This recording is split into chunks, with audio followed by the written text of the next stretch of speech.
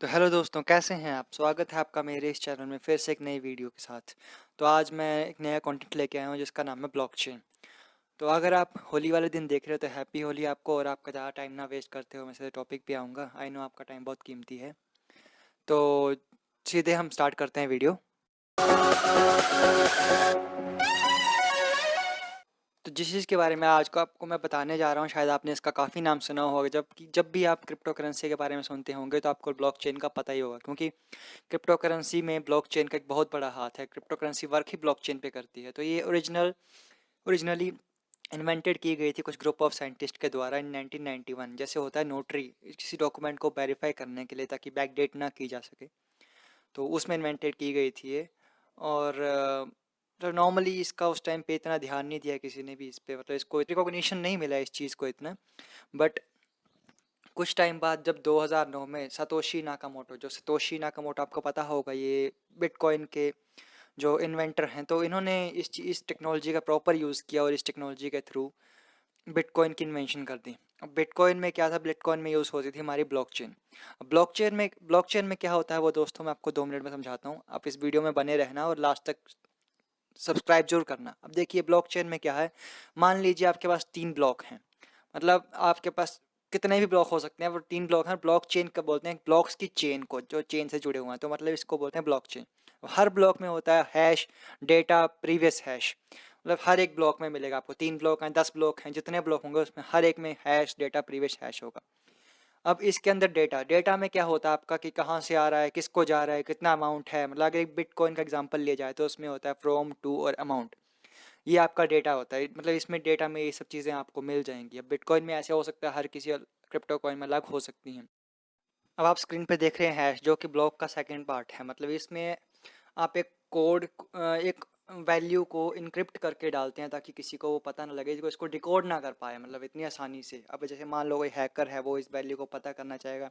अब आप ही स्क्रीन में देखे, स्क्रीन में जो लिखा गया है इतना बड़ा कोड है, इसको देख के बता सकते हैं कि ये कौन सा कोड है? अब कोई हैकर बता सकता है कि, मतलब वो पता भी नहीं लगा सकता कि ये क्या लिखा हुआ है। इसलिए हम हैश कोड यूज़ करते हैं। ये इंटीग्रिटी में बहुत काम करता है। मतलब ये हैश कोड की मैचिंग होती है, जो आपको मैं आगे बताऊंगा। बट हैश कोड जो होता है पूरी इंटीग्रिटी, पूरी सिक्योरिटी का जिम्मा इसके पास होता है। मतलब अगर हैश कोड चेंज करता है कोई हैकर बीच में, तो पूरे ब्लॉक की इंटीग्रिटी खत्म हो जाती है और उस ब्लॉक को ही खत्म कर देते हैं हम, क्योंकि उसका हैश कोड मैच नहीं कर पाता है। तो अगर कोई हैकर हैक भी करना चाहे तो यही ब्लॉक कम से कम 10-15 हज़ार कंप्यूटर्स में होता है। और अगर किसी एक का ब्लॉक का उसने हैश कोड चेंज भी किया तो वो बाकियों से मैच नहीं होगा और उसको डिस्कार्ड कर दिया जाएगा। तो इतना फंक्शन है हैश का। उसके बाद आपके पास नेक्स्ट आता है आपके पास कि ब्लॉकचेन में जो थर्ड पार्ट है वो है प्रीवियस हैश। प्रीवियस हैश बहुत ज़्यादा इंपॉर्टेंट है। मतलब अब को एक क्वेश्चन आएगा, आप सोचोगे कि यार जो मैंने बाई चांस मैंने अब स्टार्ट की ट्रांजेक्शन, अब मैंने एक ब्लॉक क्रिएट किया, तो मतलब तो उसका प्रीवियस हैश क्या होगा? उसको तो कोई होगा ही नहीं प्रीवियस हैश, उसका तो करंट हैश होगा। तो मतलब वैसे बताना चाहता हूँ, जो फर्स्ट ब्लॉक स्टार्ट करते हैं हम, तो उसका कोई प्रीवियस हैश नहीं होता, उसको हम जेनेसिस ब्लॉक बोलते हैं।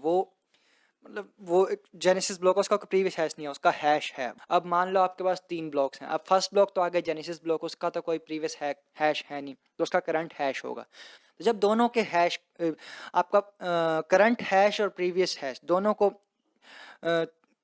को मैच किया जाएगा। जैसे पिछले ब्लॉक का जो करंट हैश है, उसको अगले ब्लॉक के प्रीवियस हैश कोड से मैच किया जाएगा। जब मैच होगा तभी उस ब्लॉक की इंटीग्रिटी वेरीफाइड होगी और तभी वो ब्लॉक वेरीफाई होगा। इस बेसिस पे हम ब्लॉक चेनिंग स्टार्ट करता है कि जैसे जिस भी ब्लॉक, अगर मान लो किसी ब्लॉक में हैश कोड नहीं मैच करता, तो उस ब्लॉक को हम डिस्कार्ड कर देंगे। तो इस फंक्शन पे ब्लॉक चेनिंग चलती है। और ब्लॉक चेनिंग होती है हमेशा पेयर टू पेयर। जैसे आप देख सकते हैं यहाँ पे 4 बंदे हैं, तो मतलब पेयर टू पेयर, या फिर इसको बोल सकते हैं आप पर्सन टू पर्सन। इजी भाषा में एक पर्सन दूसरे पर्सन को ट्रांजेक्शन कर रहा है या पैसे सेंड कर रहा है, तो पर्सन टू पर्सन जाएगी। उसमें बीच में कोई, मतलब जैसे होता है डिसेंट्रलाइज करेंसी, तो इसमें बीच में कोई सेंट्रल अथॉरिटी नहीं होगी। जैसे मान लो बैंक्स होते हैं, कई बार कोई सर्वर्स होते हैं, उस टाइप का नहीं होगा। जैसे अब कोई भी आपने ट्रांजैक्शन की, तो उसका ट्रांजैक्शन का डेटा आपके पास भी होगा, उसका ट्रांजैक्शन का डेटा जो है, जो यूज़र रिसीव कर रहा है उसके पास भी होगा, और उसकी ट्रांजैक्शन का डेटा और 10-15 या और जितने भी नोड्स होंगे उनके पास भी जाएगा। तो उससे उसकी वो सारी नोड्स उसको वेरीफाई करेंगी, और फिर उसके बाद उस डेटा की जो इंटीग्रिटी काफ़ी ज़्यादा हाई हो जाती है। तो मतलब इसलिए ब्लॉकचेन को हम काफ़ी सिक्योर मेथड बोलते हैं। मतलब एक करेंसी का बहुत सिक्योर मेथड है। अब जैसे मान लो ये हमारी है एक नॉर्मल ट्रांजैक्शन में क्या करते हैं, हम अपना पैसा किसी को सेंड कर रहे हैं, मान लिए सेंडर ए जो रिसीवर बी को सेंड कर रहा है मतलब पैसे, तो इसमें है बीच में बैंक आपका एक central department as a authority act कर रहा है कि बैंक आपकी ट्रांजैक्शन को जो है वेरीफाई करेगा कि हाँ इतनी ट्रांजैक्शन है, इतने अकाउंट में खाता रह गया, इतना बैलेंस रह गया इसका।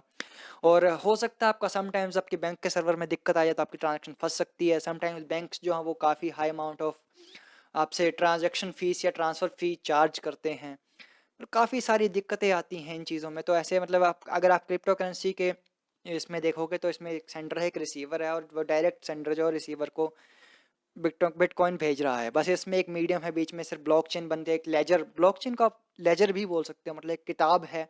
उसमें आप जब किसी को बिटकॉइन करेंसी सेंड करोगे तो आपका एक ब्लॉक बनेगा, उसमें आएगा टू फ्रॉम, और उसके बाद उसमें हैश कोड होगा और उसमें लिखा होगा कि हाँ यार इतना डेटा, इतनी करेंसी है उसको सेंड कर रहा है, तो वो आपके पास भी जाएगी नोड। वो पूरे ब्लॉकचेन बन के उसके 3-4 मतलब चेन क्रिएट होके, मतलब जैसे अगर मान लो आपने किसी से बिटकॉइन लिया है तो उसी में ही आपका जो, जब आप उस बिटकॉइन करेंसी को किसी और को ट्रांसफर करते हो तो उसी पिछले बिटकॉइन के ब्लॉक में आपका भी एक ब्लॉक जुड़ेगा, और वो ब्लॉक जो है वो नेक्स्ट पर्सन को जाएगा। नेक्स्ट पर्सन के पास 2 ब्लॉक हो जाएंगे। अब 2 ब्लॉक के बाद वो फिर से किसी को ट्रांजेक्शन करता है तो उसमें फिर से वो अपना एक और ब्लॉक जोड़ेगा, और ब्लॉक का मतलब है लेजर, उसमें वो अपना जोड़ेगा कि हाँ मैं इतना अमाउंट भेज रहा हूँ इसको, और उसके थ्रू क्या है, इंटीग्रिटी वेरिफिकेशन हो जाती है। मतलब आपका डेटा, आपने ट्रांजेक्शन की तो आपका डेटा जो है वो अगले बंदे के पास भी है, जो आप सेंड कर रहे हो आपके पास भी है, और जो जहाँ से आपने लिया उसका उसका डेटा भी आपके पास है पड़ा हुआ। तो मतलब इससे इंटीग्रिटी वेरीफाई कर सकते हो। और आप नॉर्मली ये चीज़ हैकर के लिए हैक करना बहुत ही डिफ़िकल्ट है, क्योंकि एक ब्लॉकचेन जो कंसिस्ट करती है मतलब 1000 नंबर ऑफ ब्लॉक्स पे, तो मतलब अगर एक हैकर हैक भी करना चाहे तो उसको कम से कम 1000 या 1000 कंप्यूटर्स को एक साथ में हैक करना पड़ेगा, जो कि इम्पॉसिबल है।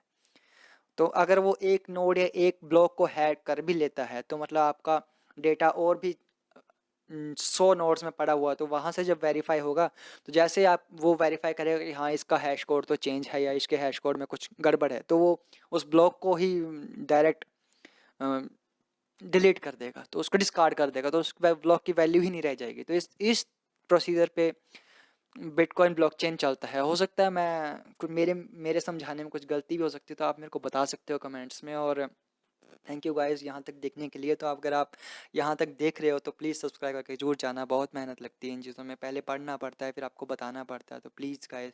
और अगर कोई मिस्टेक है या कोई मैंने बात कोई बताना छोड़ दी है या मैंने कोई चीज़ मिस की है तो आप मेरे को कमेंट्स में ज़रूर बता सकते हो, मैं नेक्स्ट वीडियो में ज़रूर उसका सुधार करूँगा। Thank you guys, thank you.